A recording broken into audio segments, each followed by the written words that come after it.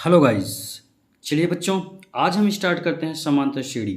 समांतर श्रेणी का लेके आते हैं क्वेश्चन नंबर 13 और दिखाते हैं आपको कैसे इसको कितने आसानी तरीके से सॉल्व किया जाता है। आइए बच्चों इसको समझते हैं।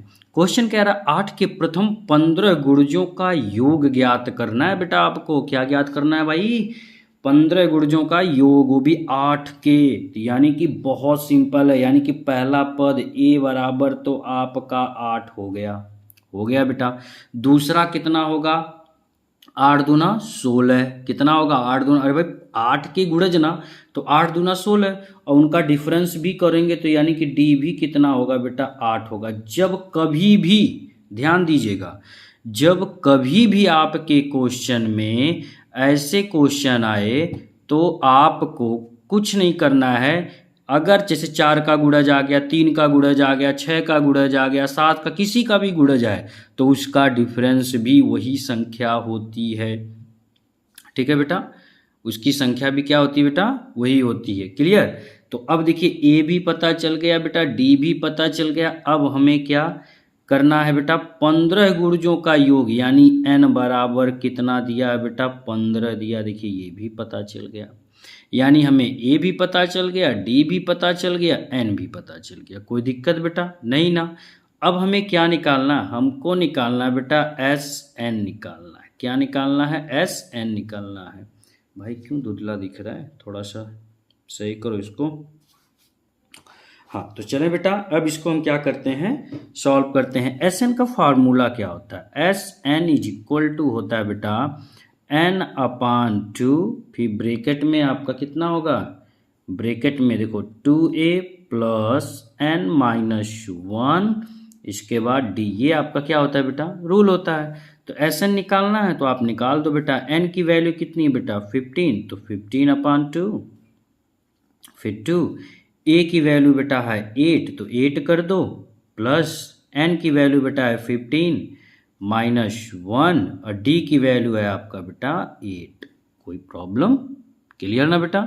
चलो बेटा अब आगे बढ़ते हैं। देखो 15 अपान 2, इसको मल्टीप्लाई करेंगे, 8 टू जाए बेटा 16, अरे 2 अट्ठे 16। अब 15 में से 1 घटाओगे, यानी 15 माइनस 1 करोगे 14, और 14 8 जा कितना होता है भाई?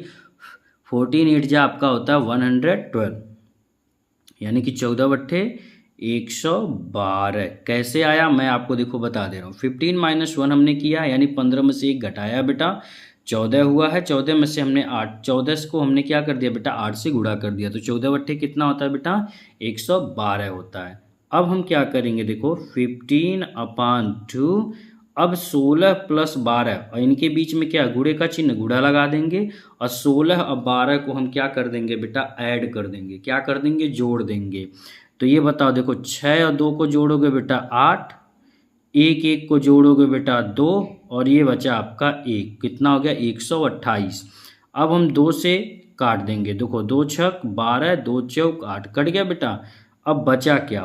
15 गुणे 64। क्या बचा बेटा? 15 गुणे 64। चलिए गुणा करके आपको बताते हैं। 15 चौक 60 के 0 हासिल बेटा 6, 15 छक्का 90, 90 में 6 जोड़ोगे तो कितना होगा बेटा? 96। यानी कि अब हमें ये पता चल गया कि 8 के प्रथम 15 गुणजों का जो योग है वह कितना है भैया? 960 है। कितना है बेटा? 960। ये देखिए 15, भाई हाइलाइटर सही नहीं, हाँ तो 15 के जो आपके हैं 8 के प्रथम 15 गुणजों का जो योग है वह कितना है बेटा? 960 है। तो हम यहाँ पे लिख सकते हैं, क्या लिख सकते हैं? 8 के प्रथम 15 गुणजों का योग कितना बेटा? 960 है। यही हमारा क्या हो गया बेटा? आंसर हो गया। आई होप आपको ये अच्छे से समझ में आ गया होगा। थैंक यू बेटा।